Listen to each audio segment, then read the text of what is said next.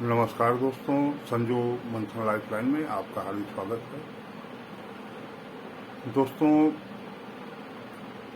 Relationship के अंतर्गत आज का सब्जेक्ट है कि छोटे बच्चों का पालन पोषण कैसे करें। जन्म से लेकर के लगभग 12 वर्ष ऐसे बच्चे जो होते हैं उनका पालन पोषण कैसे करना चाहिए पेरेंट्स को, इस बारे में विस्तार से आप लोगों को बताया जाएगा। उसमें किन किन चीज़ों का आपको ध्यान रखना है इस बारे में बताया जाएगा। खास तौर से ऐसे पेरेंट्स जिनके लिए उनका बच्चा पहला बच्चा हो, जिनके पास बच्चों को कैसे पालन पोषण करना चाहिए उनके पास उसका अनुभव नहीं होता, उनके लिए कुछ ज़्यादा दिक्कतें भी होती हैं। प्रेजेंट टाइम में जो जीवन शैली है, स्पीड भरी लाइफ है, उसके बीच बच्चों का पालन पोषण करना पेरेंट्स के लिए बहुत बड़ी समस्या होती है।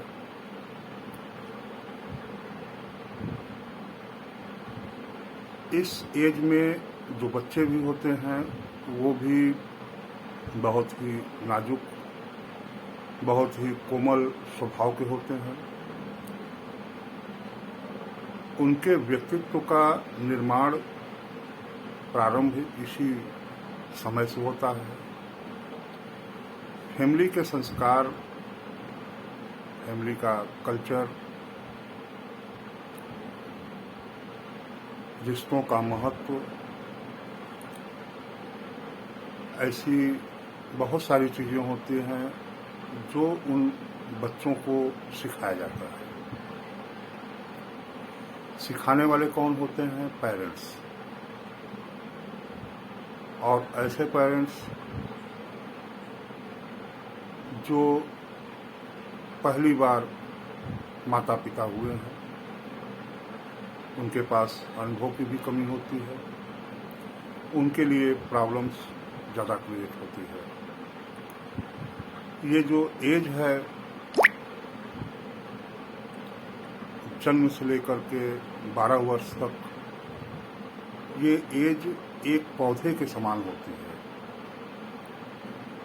नन्हा सा पौधा जो एक बीज से अंकुर के रूप में निकलता है, ऐसे समय में उन्हें बहुत ही देखभाल की जरूरत होती है। जिस तरह एक पौधे को देखभाल की जरूरत होती है, समय से उसे पानी, खाद देना पड़ता है, उसी तरह से ऐसे बच्चों को आपको भी देखभाल करनी पड़ती है।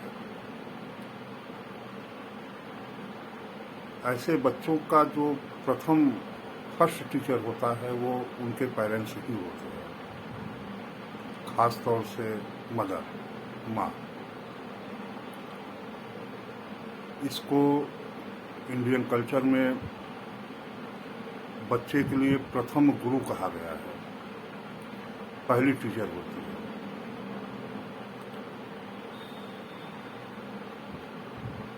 ये समय बहुत ही संवेदनशील होता है। बच्चों का मस्तिष्क, हृदय, उनका पूरा अस्तित्व निर्माण की प्रक्रिया में होता है। क्रमशः उन्हें एक पौधे से पेड़ बनने की प्रक्रिया शुरू होती है। तो बहुत ही नाजुक होते हैं, बहुत ही संवेदनशील होते हैं। ऐसे बच्चों को सबसे बड़ी जो ज़रूरत होती है वो होती है प्रेम की। इस एज में बच्चों के साथ प्रेम भरा ही व्यवहार करना चाहिए। उनको समझाने का प्रयास करना चाहिए, उनको उन्हीं के तरीके से समझाने का प्रयास करना चाहिए जिस तरीके से वो समझ सके।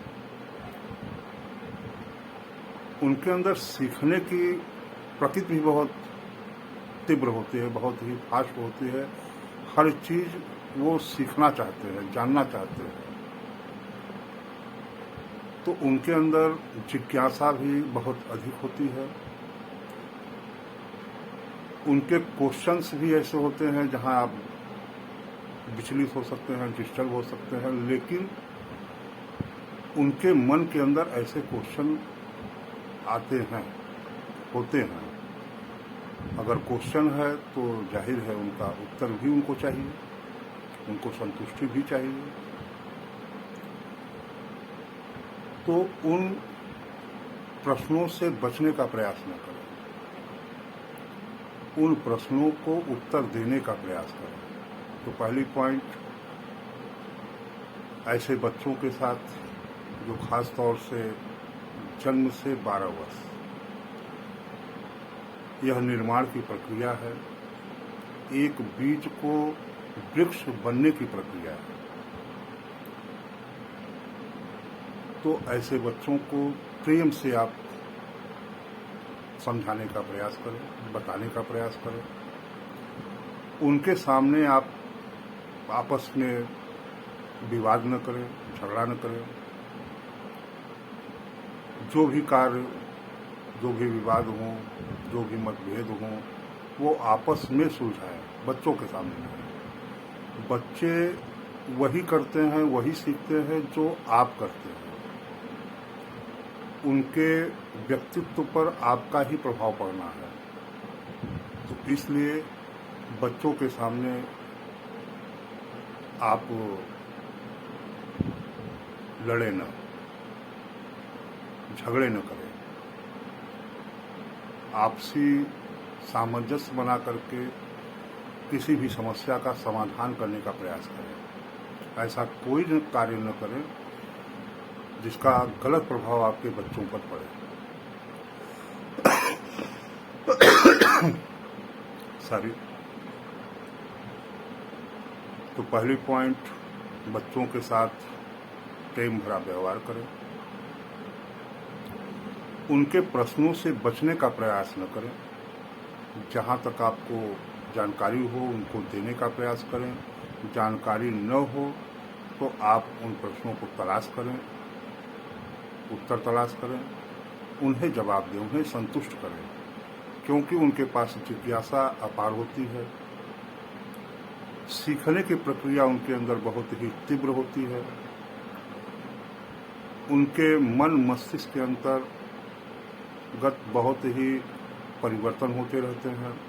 उनके पास कल्पना होती है, जिज्ञासा होती है, वो हर कुछ जानना चाहते हैं। तो उस प्रक्रिया पर, उस उनके नेचुरल नेचर पर ऐसा कोई कार्य न करें जिस पर उनके मस्तिष्क पर प्रभाव गलत पड़े। तो ये प्रत्येक पेरेंट्स का प्रयास होना चाहिए कि बच्चों पर उनके कमियों का गलत प्रभाव न पड़े,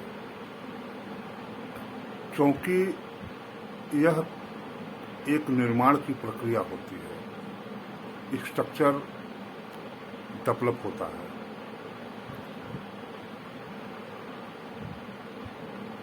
यहीं से वो क्रमशः आगे बढ़ते हैं। उनको जो भी संस्कार देंगे वो आप देंगे। उनके अंदर मानसिक परिवर्तन के साथ साथ शारीरिक भी परिवर्तन होते हैं। खास तौर से जन्म से लेकर 5 वर्ष तक बच्चे बहुत ही नाजुक होते हैं। चलने का प्रयास करते हैं, खड़े होने का प्रयास करते हैं, उसमें वो कहीं गिरते हैं, कहीं उठते हैं,